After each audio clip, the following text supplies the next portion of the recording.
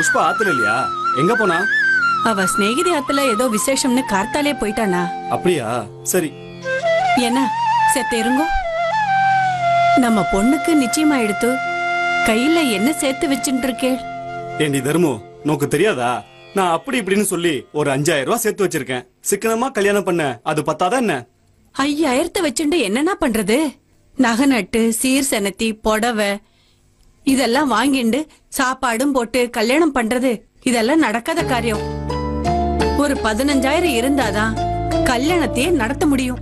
எங்கேயாவது ஏற்பாடு பண்ணுங்க. என்ன சொல்ற நீ? இவ்வளவு பணத்துக்கு நான் எங்க போய் நிப்பேன்? என்னன்னா நீங்க ஒரு கல்யாணத்தை நடத்துறது சாதாரண விஷயமா நினைச்சிட்டு இருக்க? அது சரி, முன்ன பின்ன சுப காரியங்கள்ல கலந்துட்டு இருந்தா தானே தெரியும் என்ன நடக்குது, எவ்வளவு செலவாகுதுன்னு. ஒண்ணும் இல்ல, நம்ம சீதாலட்சுமி மாமி அவ பொண்ணு கல்யாணத்தை எவ்வளவு சிக்கனமா நடத்தினா தெரியுமோ? அதுக்கே 15000 செலவாயிடுத்து. நாமளும் அந்த மாதிரி சிக்கனமா கல்யாணத்தை முடிச்சிடலாமே. நம்ம ஆத்துல நடக்கிற மொத சுப காரியம் இது. இதுக்கே செலவை பார்த்துட்டு இருந்தோம்னா நம்ம சொந்த பந்தம் என்ன நினைப்பா? சொந்த பந்தத்தை விடுங்கோ, நமக்கு இருக்கிறது ஒரே ஒரு பொண்ணு. அவளுக்கு இத கூட செய்யலைன்னா என்ன அர்த்தம்? நீ சொல்றது எனக்கு புரியுதடி, ஆனா அந்த அளவுக்கு நம்ம பணம் சேர்த்து வைக்கலையே. ஆமா, நீங்க வைத்தியத்தை பொழப்பா வச்சு சம்பாதிச்சிருந்தேன்னா நாம இந்நேரம் எங்கேயோ எப்படியோ வாழ்ந்திருக்கலாம். அவள்ல 10-5ன்னு குடுக்கற சன்மானத்தை தானே வாங்கிட்டு இருக்கேன். இப்ப நான் பண்றது சரின்னு சொல்றியா இல்ல தப்புன்னு சொல்றியா? நீங்க அவ்வளவு நல்லவரா இருக்க வேண்டான்னு தான் சொல்றேன். பணம் இருக்கிறவா கிட்ட வாய் விட்டு கேட்டிருந்தேன்னா நமக்கு இந்த நிலைமை வந்திருக்குமோ? நம்ம பொண்ணு கல்யாணத்துக்கு ஏதாவது கொஞ்சமாவது சேர்த்து வச்சிருந்திருப்போம். இந்த 5000 வச்சுட்டு நாம என்ன பண்ண முடியும் சொல்லுங்க? இப்ப நீ என்ன பண்ண சொல்ற?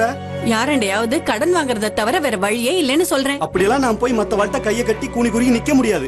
இப்படி சொன்னேன்னா எப்படின்னா? அப்படி இல்லடி, ஒரு திட்டம் நம்ம சௌகரியத்துக்காக போய் கடன் வாங்கி திரும்ப அதை நம்மளால கட்ட முடியுமா? ஈஸ்வரா, எப்படிதான் உங்களண்ட இத்தனை நாள் காலம் கடத்தினேன்னு தெரியல. என்னமோ பண்ணுங்க. கோயில் வாசல்ல மாப்பிளையும் பொண்ணையும் கொண்டு போய் நிறுத்தி அவ கையில ஒரு மஞ்ச கைத்த கொடுத்து அத கட்ட சொல்லி அப்படியே புக்காத்துக்கு அனுப்பிச்சிடுங்க. வேற எதுவும் செய்ய தேவையில்லை.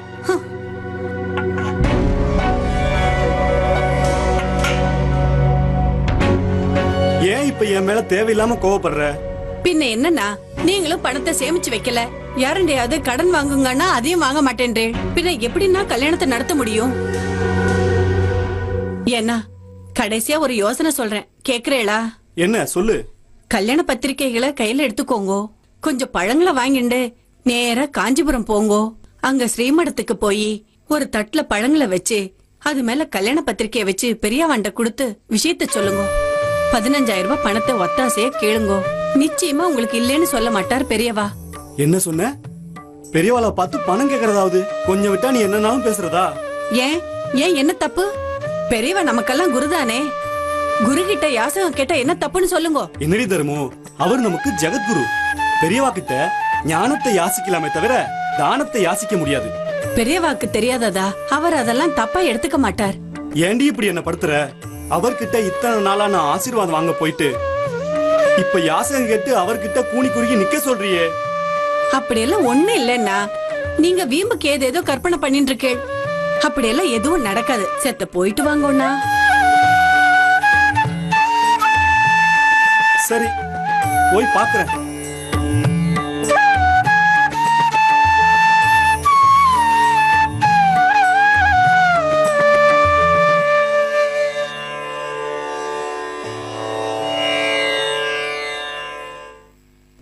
நமஸ்காரம் பெரியவா.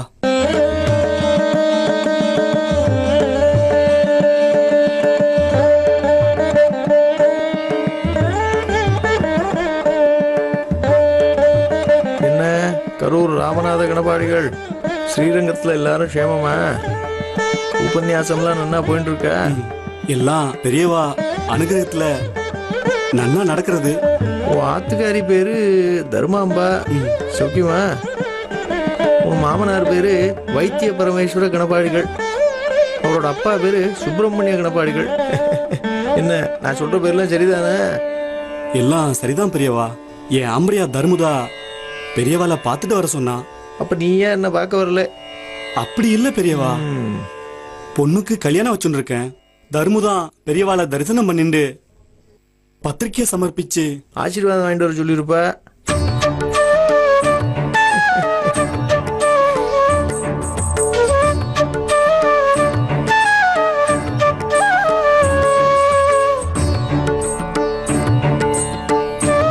சரி, உனக்கு ஒரு அசைன்மெண்ட் வச்சிருக்கேன், அதை பண்ணி தருவியா? அசைன்மெண்ட்னா பெரியவா? செய்து முடிக்க வேண்டிய ஒரு காரியம், அதை எனக்காக பண்ணி தருவியோ?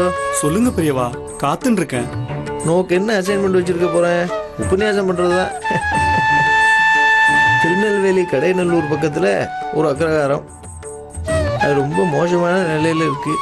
பசுமாடெல்லாம் காரணம் இல்லாம செத்து போயின்னு இருக்கு. கேரளா நம்பூதிரி கிட்ட பிரசன்னம் பார்க்கறச்ச சிவன் கோவில்ல பாகவத உபன்யாசம் பண்ண சொல்லியிருக்கா போல் இருக்கு. 2 நாளைக்கு முன்னால தான் அந்த ஊர் சிவன் கோவில் பட்டர் என்னை பார்க்க வந்தார். விஷயத்தெல்லாம் சொல்லிட்டு நீங்கள் தான் பாகவத உபன்யாசம் பண்ணுறதுக்கு ஒருத்தர் அனுப்பி வைக்கணும்னு சொன்னார். சரியா? நீ எனக்காக அங்கே போய் அதை பூர்த்தி பண்ணிட்டு வந்துடணும். என்ன? விவரமெல்லாம் மடத்து மேனேஜருக்கு தெரியும், அவர்கிட்ட அதெல்லாம் கேட்டுக்கோ. சரியா? செலவுக்கு மடத்துலேருந்து பணத்தை வாங்கிக்கோ. இன்னைக்கு ராத்திரியே விழுப்புரத்துக்கு ரயில் ஏறிடும். சம்பாவனை எவ்வளோ எதிர்பார்க்குற? நான் மத்தவா கிட்டே எதுவும் எதிர்பார்க்கறது இல்ல. பெரியவா கிட்ட எப்படி கேட்பேன்? அதெல்லாம் எதுவும் வேண்டாம் பெரியவா. ஆனா பெரியவா, ஆமாம், நீ என்னைக்கு யாருக்கிட்ட சம்பாவனைன்னு கேட்டிருக்க? அவளா பார்த்து ஏதாவது செஞ்சால் ஒழிய நீ எதுவும் கேட்க மாட்டே, பேசாம தான் இருப்ப.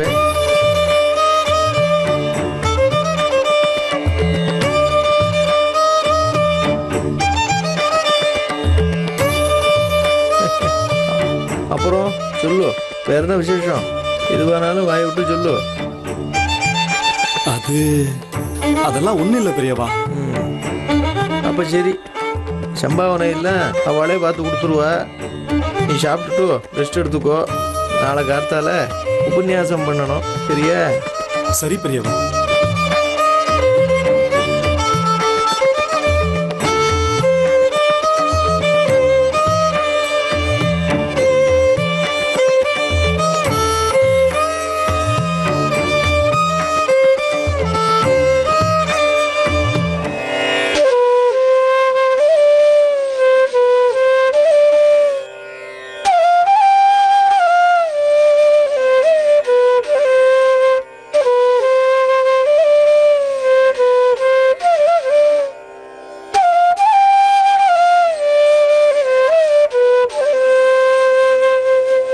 யாருமே வரலையே.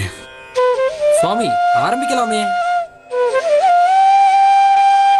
சரி, ஆரம்பிக்கலாம்.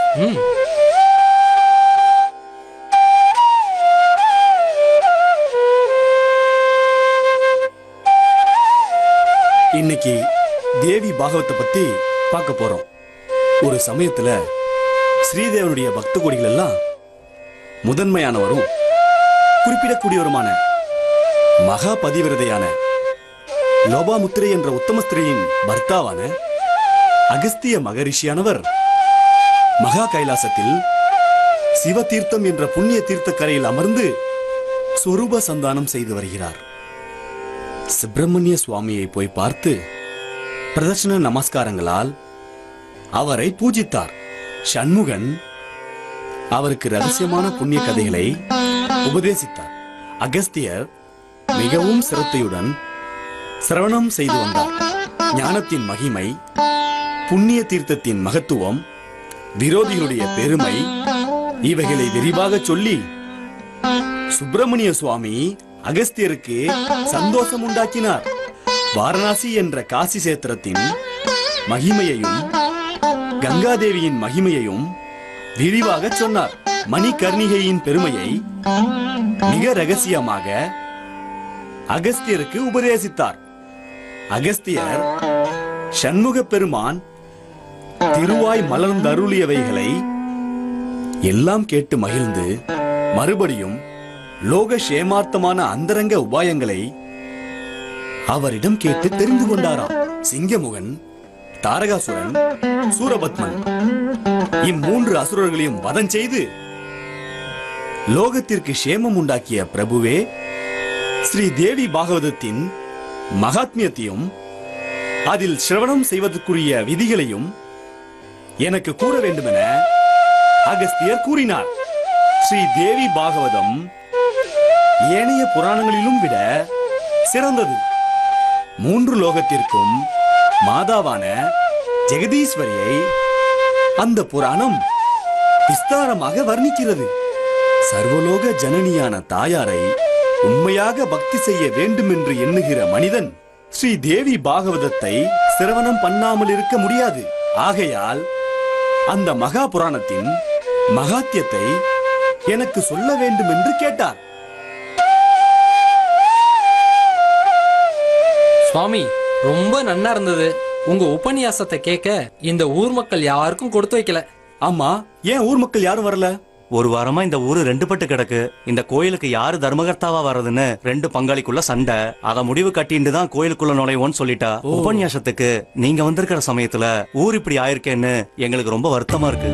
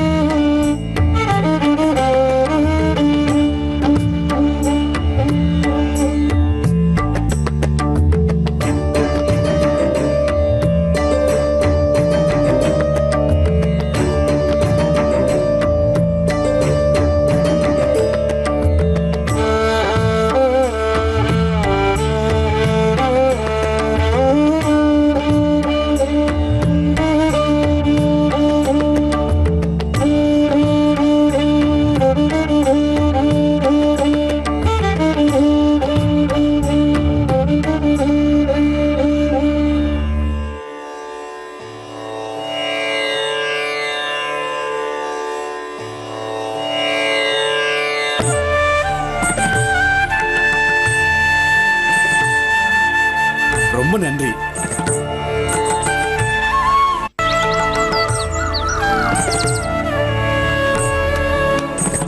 நமஸ்காரம் பெரியவா.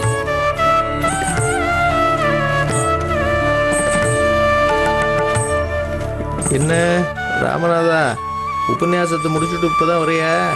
பேஷ் பேஷ். உபன்யாசத்துக்கு நல்ல கூட்டம் வந்திருக்கணுமே. சுத்து வட்டாரத்தில் இருக்கிறவாள்லாம் திரண்டு வந்தாளா?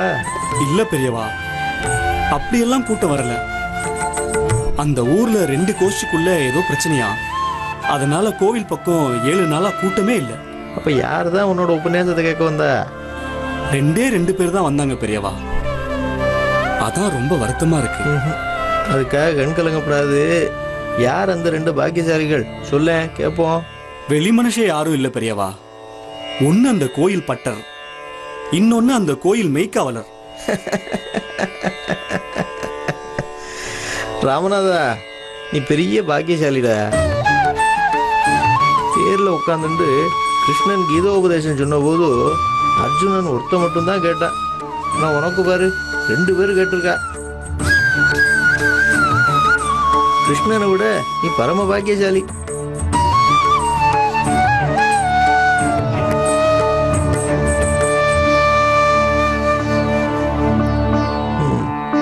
அப்படின்னா பெரிய சம்பாவனை எதுவும் கிடைச்சிருக்க வாய்ப்பு இல்லை. ஆமாம் பெரியவா. அந்த பட்டர் ஒரு 30 ரூபாயும் அந்த மெய்க்காவலருடைய ஒரு 2.25 ரூபாயும் சேர்த்து 32.25 ரூபாய் சேர்ந்துச்சு பெரியவா. சரி சரி சரி சரி. ராமநாதா, நான் சொன்னதுக்காக நீ அங்கே போயிட்டு வந்த. உன்னோட வேத புலமைக்கு நிறைய பண்ணணும். ஆனால் இந்த சந்தர்ப்பம் இப்படி ஆயிடுத்து. ஸ்ரீனிவாச சாஸ்திரிகள்,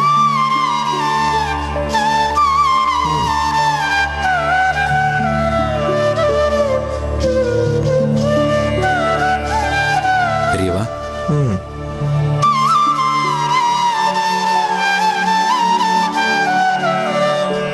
இதுல 1000 ரூபா இருக்கு. அது சந்தோஷமா எடுத்துட்டு புறப்படு. நீயும் உன் குடும்பமும் சேமமா இருப்பேள்.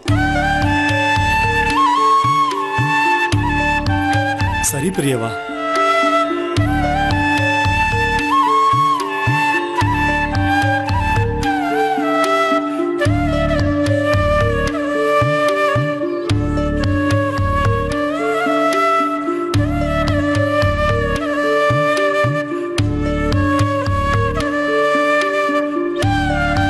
பெரியவா கிட்ட ஒரு பிரார்த்தனை. என் பொண்ணு கல்யாணம் நன்னா நடக்கணும்.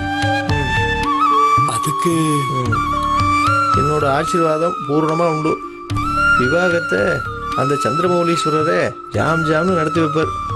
நீ ஜாக்கிரதையா ஊருக்கு போயிட்டு வா.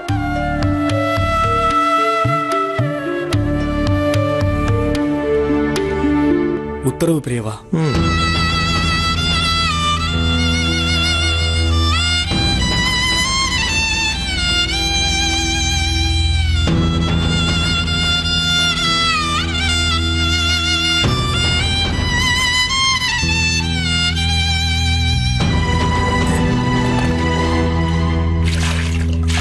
என்ன வந்துட்டேளா? வாங்க வாங்க வாங்க, உட்காருங்க. இத உள்ள வைடி. உட்காருங்கண்ணா. சத்து இருங்கோ, மோர் கொண்டு வரேன்.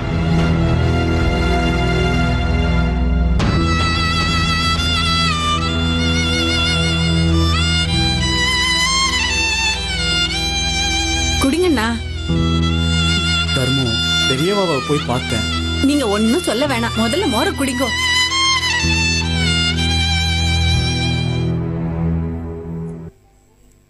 நான் போய் பெரியவாவை போய் பார்த்தேன். பெரியவா என்ன பாகவதம் பண்ண சொல்லி கடையநல்லூர் அனுப்பிச்சு வச்சார். 7 நாள் பாகவதம் முடிஞ்சது. ஊர்ல பிரச்சனை, சம்பாவனை கிடைக்கல. நான் பெரியவா திரும்ப போய் பார்த்தப்ப கூட நான் எதுக்காக அங்க வந்தன்ற விஷயத்த அவர்கிட்ட நான் சொல்லலடி. என்ன பெரியவாண்ட நீங்க விஷயத்த சொல்லலையா? ஆமாண்டி, நீ இவ்வளவு தூரம் சொல்லியும் நான் அவரை நேர்ல பார்த்ததுமே எனக்கு சொல்ல வாய் வரலடி.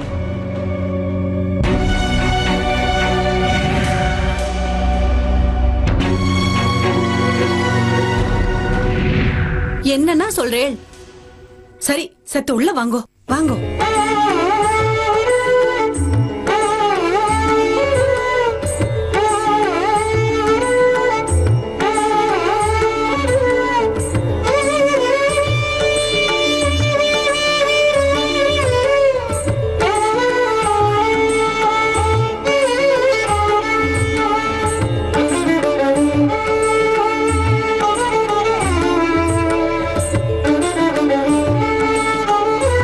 எதிரி நோக்கு இவ்வளவு பண்ணுவோம்.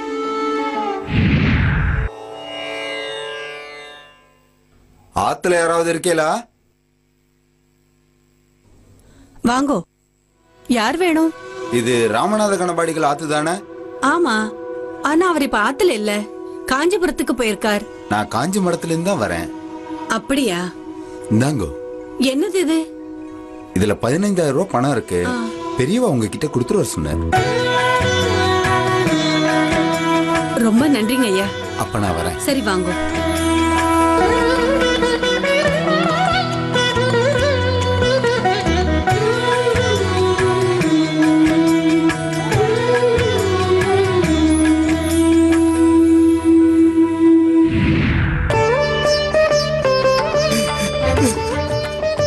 ரொம்ப நன்றி பெரியவா.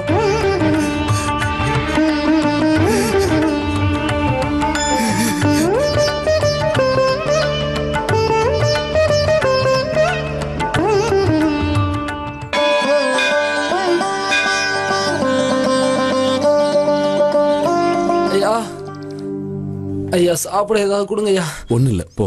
ஐயா சாப்பிட்டு 4 நாள் ஆச்சுயா. சாப்பிட ஏதாவது கொடுங்க ஐயா. சொல்றேன்ல ஐயா சாப்பிட ஏதாவது. சொல்லிட்டே இருக்கேன், தொட்டு பேசிட்டு போடா.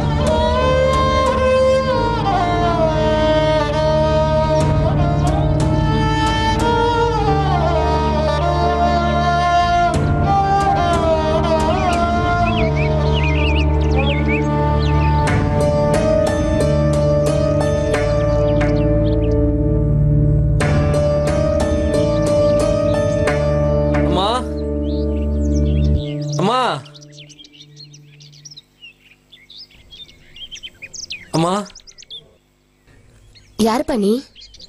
சாப்பிட ஏதாவது இருந்தா கொடுங்கம்மா. சாப்பிட்டு ரொம்ப நாள் ஆச்சுமா. சாப்பிட ஏதாவது கொடுங்கம்மா. அம்மா அம்மா யோசிக்காதீங்கம்மா. சாப்பிட ஏதாவது கொடுங்கம்மா. அம்மா அம்மா செத்த இரு, சாப்பாடு எடுத்துட்டு வர. இரு, உட்காரு, இது வந்துடுறேன்.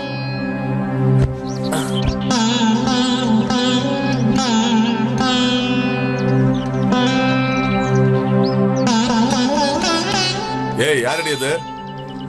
பசி என்ன சொன்னா, அதான் சாப்பாடு போட்டு இருக்கேன். சரி சரி.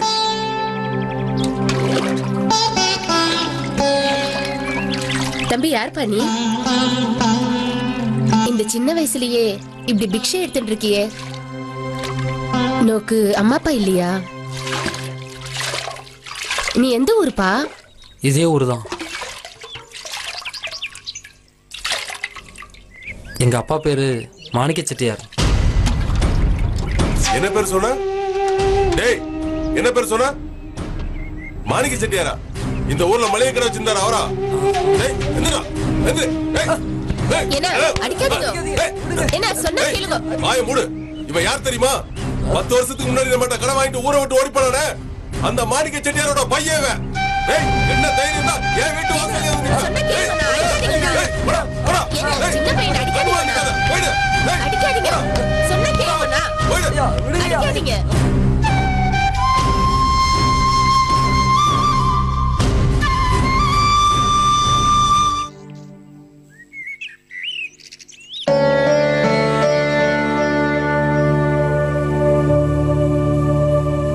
ஏன் இப்படி சோகமா இருக்கேள்?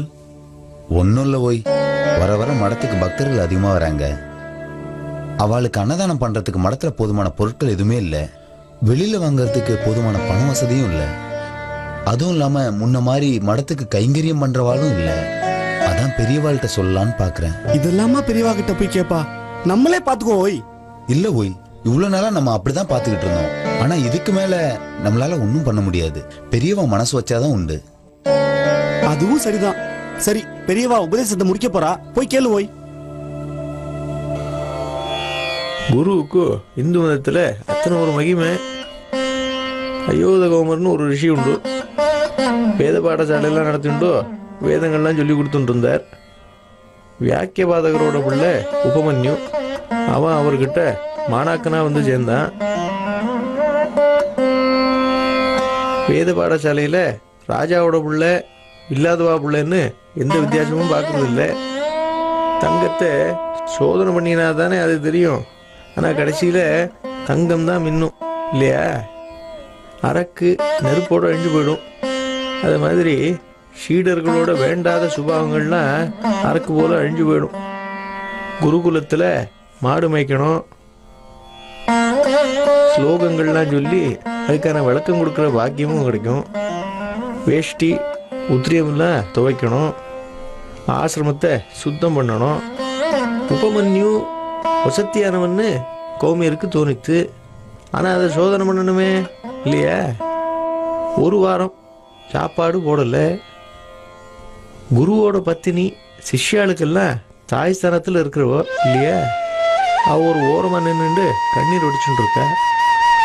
ஒரு வாரம் சாப்பிடலை. ஆனால் தேகம் மட்டும் உபமன்யுவுக்கு வாடலை.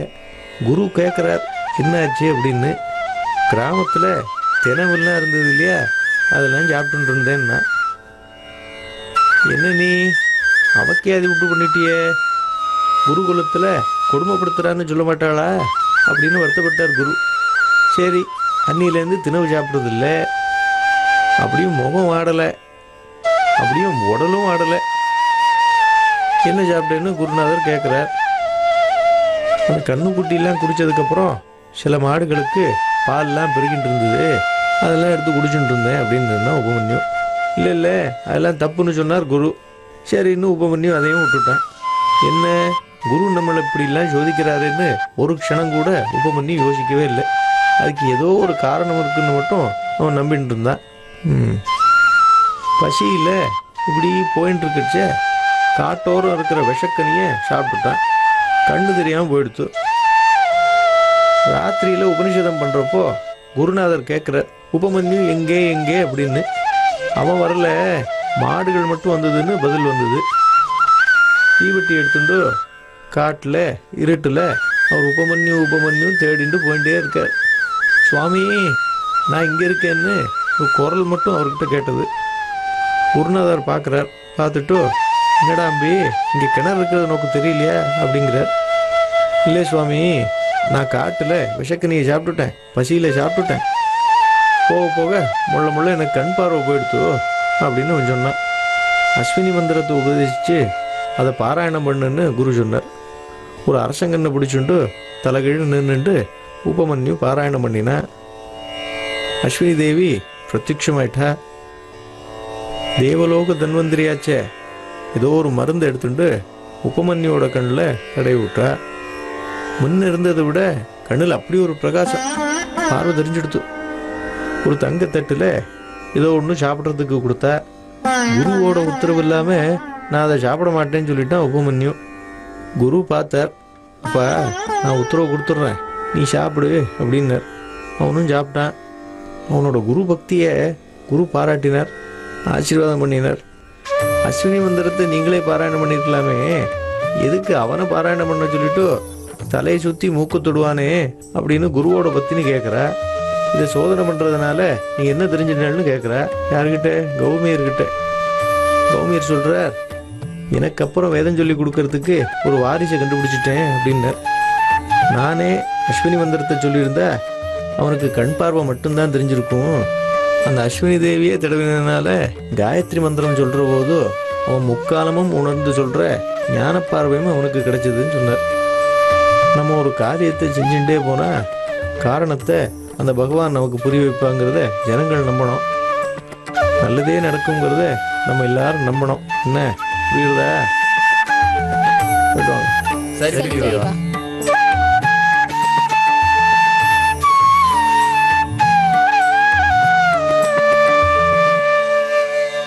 பெரியவா, என்ன ஏன் தயங்கி நிற்கிறேள்? சொல்லுங்க. பெரியவா, பக்தர்களுக்கு அன்னதானம் பண்றதுக்கு போதுமான பணம் இல்ல, மடத்துல பணமும் கம்மியா தான் இருக்கு. இப்ப என்ன பண்றதுன்னு தெரியல பெரியவா. எதனால இப்படி ஆயிடுத்து திடீர்னு? பெரியவா, மடத்துக்கு கைங்கரியம் பண்றவெல்லாம் இப்ப பணம் இல்லைன்றா. விலைவாசி ஏறினதுனால அவளுக்கு கைங்கரியம் பண்றதுக்கு ரொம்ப கஷ்டமா இருக்கு பெரியவா. சரி, ஒன்று பண்ணுங்க. நீங்கள் போய் நான் வர சொன்னேன்னு நம்ம மடத்து பக்கத்தில் மளிகை கடை வச்சுருக்கார் இல்லையா, மாணிக்கம் செட்டியார், அவர் வர சொல்லுங்க. சரி பெரியவா.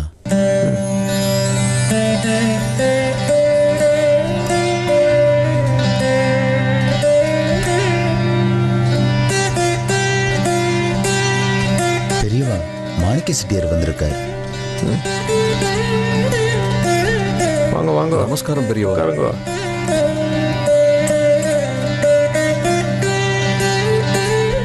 மாணிக்க செட்டியார், எப்படி இருக்கேள்? பெரியவா அனுகிரகத்தாலும் அந்த காமாட்சியோட அருளாலும் ரொம்ப நல்லா இருக்கும். ஆற்றுல எல்லாம் க்ஷேமமா? எல்லாம் க்ஷேமமா இருக்கா? ரொம்ப சந்தோஷம். பெரியவா, நீங்க கூப்பிட்டு வர சொன்னதா அண்ணா சொன்னாரு. நேக்கு கையும் ஓடல காலும் ஓடல. அது ஒன்றும் இல்லை, நேக்கு நீங்கள் ஒரு உதவி பண்ணணும். பெரியவா, நீங்க கேட்டு நான் இல்லைன்னு சொல்லுவேனா? பெரியவா, நீங்க கேட்டதே நான் பெரிய பாக்கியமா கருதுறேன். என்ன வேணாலும் சொல்லுங்க, கண்டிப்பா நான் செய்யறேன். பக்தாடெலாம் அதிகமாயிட்டா இல்லையா, மடத்தில் அன்னதானம் பண்ணுறதுக்கு போதுமான பொருட்கள்லாம் இல்லை. அதுக்கு நான் என்ன பண்ணணும் நீங்களே சொல்லுங்க பெரியவா. அது உங்கள் கடையிலேருந்து மடத்துக்கு தேவையான பொருட்கள்லாம் கொஞ்சம் கொடுக்கணும். நிச்சயமா பெரியவா. சரி, பொருளுக்கான பணத்தை மடத்தோட நிலைமை சரியானதும் உங்களுக்கு திருப்பி தர சொல்லிடுறேன். என்ன இப்படி சொல்லிட்டேன் பெரியவா? பெரியவா அருளால தான் ரொம்ப வருஷமா பிள்ளையே இல்லாத எங்களுக்கு குழந்தை பிறந்தது. இப்பவும் பெரியவா அருளால தான் எங்க குடும்பமும் சுபிக்ஷமா இருக்கு. பெரியவா எப்ப திருப்பி தர முடியுமோ அப்ப தந்தா போதும். ரொம்ப சந்தோஷம். உங்களை இந்த காமாட்சி நிச்சயமா காப்பாற்றுவா. அப்போ நான் புறப்படுறேன் பெரியவா. என்ன ஆசீர்வாதம் பண்ணுங்க.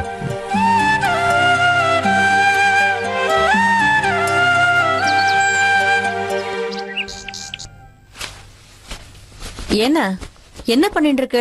தேவையில்லாம எதுக்கு இப்ப இதெல்லாம் எடுத்துட்டு இருக்க? அது ஒண்ணும் இல்லம்மா, கடையில உட்கார்ந்து இருந்தப்ப அண்ணன் வந்தாரு.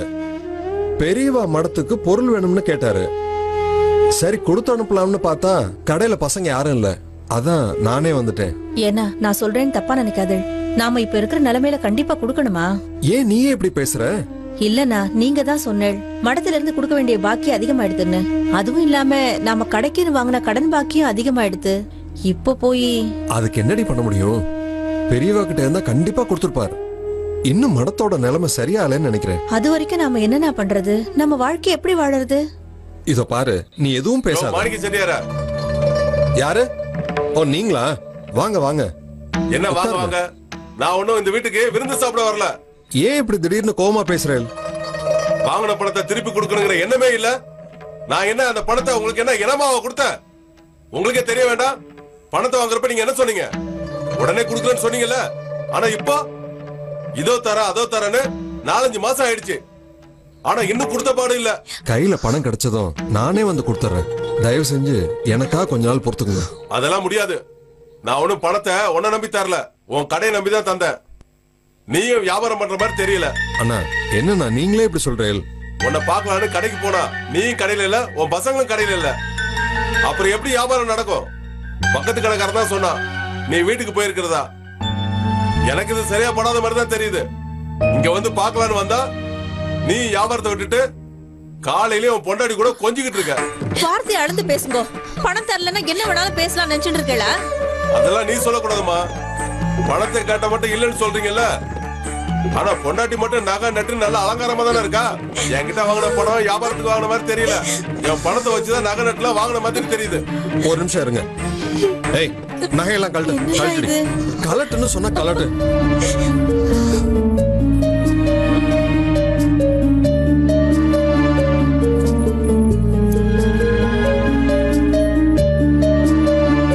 இந்தாங்க வச்சுக்குங்க.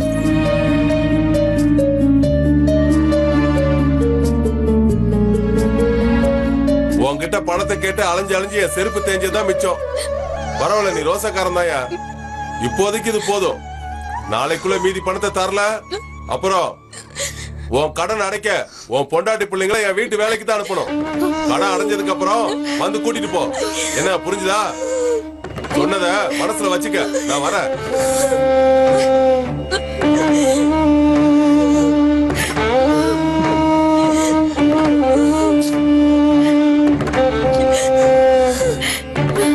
இப்ப எங்க போறேன்? மடத்துக்கு தான். உங்க இஷ்டத்துக்கு என்ன வேணும்னாலும் செய்யுங்க. ஆனா ஒண்ணு, அவர் சொல்ற மாதிரி நாளைக்கு நடந்துட்டு என்னையும் குழந்தைகளையும் உயிரோட பார்க்க முடியாது. இப்பவாவது நீங்க மடத்துக்கு போய் பெரியவாள்கிட்ட நம்ம நிலைமைய சொல்லுங்க. நமக்காக இல்லைனாலும் நம்ம குழந்தைகளுக்காக பேசுங்க. சரி சரி, நான் மடத்துக்கு போய் பெரியவா கிட்ட கேட்டு பாக்குறேன்.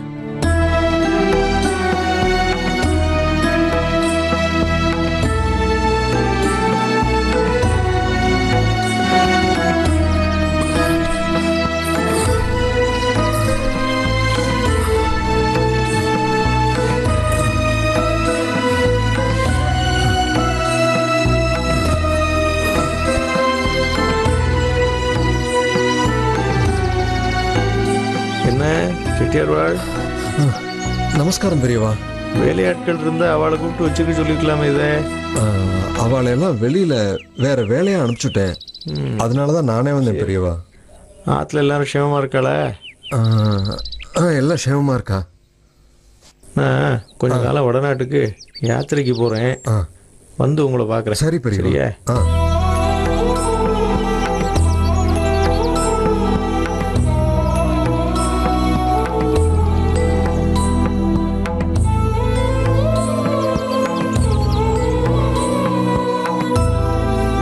வடநாடு போயிட்டு சீக்கிரமா வந்துடுவேன்.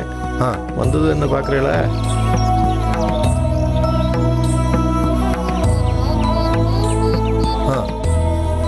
ஒன்றும் சிரமம் ஒன்றும் இல்லையே.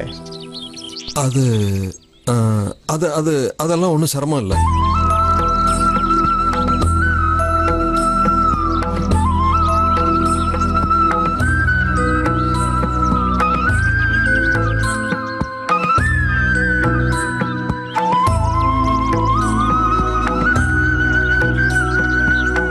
ஈஸ்வரா, பகவானே, நீதான் என்ன காப்பாத்தணும்பா. ஏன்பா என்ன சோதிக்கிற?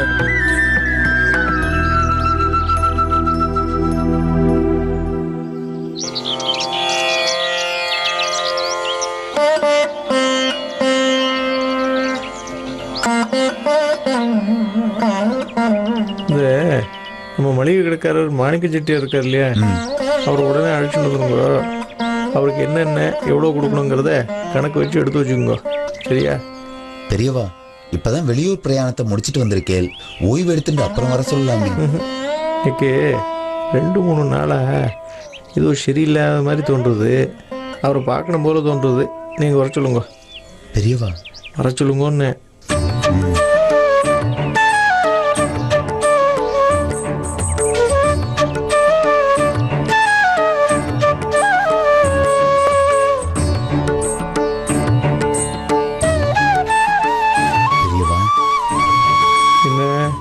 இந்த மாணிக்கம் செட்டியார் அழிச்சுன்னு வர சொன்னேனே, அவர் வரலையா? பெரியவா, செட்டியார் காலமாயி ரொம்ப நாள் ஆயிட்டான் பெரியவா.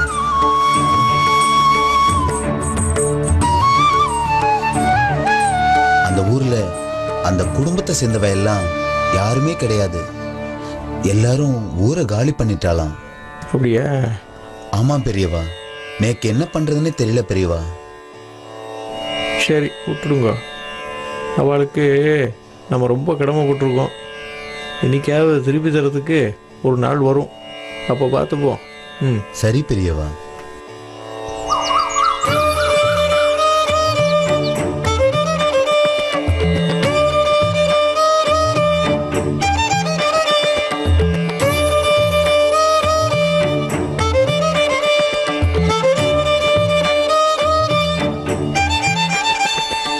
ஸ்ரீனிவாச சாஸ்திரிகள், ஸ்ரீனிவாச சாஸ்திரிகள். பெரியவா, இந்த அக்ரகாரத்தில் ஒரு அம்பி அடிபட்டு இருக்கான். அவனை அழைச்சிட்டு வந்துருங்க. இங்க சீக்கிரமா போங்க.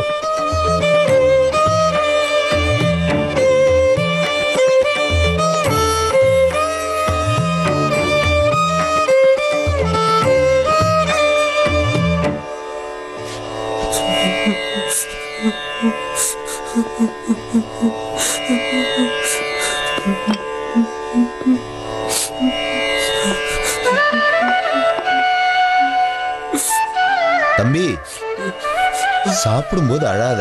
சாப்பிடு, நன்னா சாப்பிடு.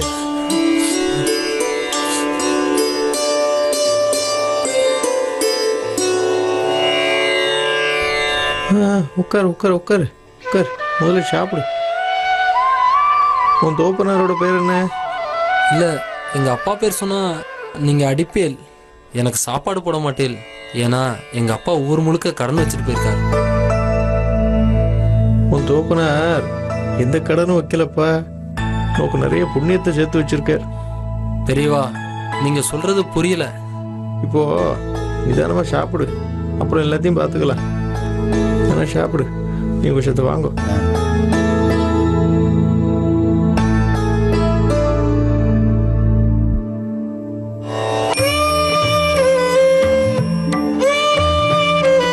இத்தனை வருஷமா நம்ம மடத்துல மளிகை சாமான்லாம் எவ்வளவுக்கு வாங்கியிருக்கோம்னு ஒரு கணக்கு பாருங்க. சரி பெரிய. அதில் எவ்வளவு தொகை வருதோ அந்த தொகையை அந்த அம்பிக்கு அவன் தோப்பனார் மாதிரி காமாட்சி மளிகை கடைன்னு ஒன்று வச்சு கொடுத்துருங்க. சரி பெரிய. இதுதான் அவன் தோப்பனாருக்கு நாம செய்யற நன்றி கடன். சங்கரா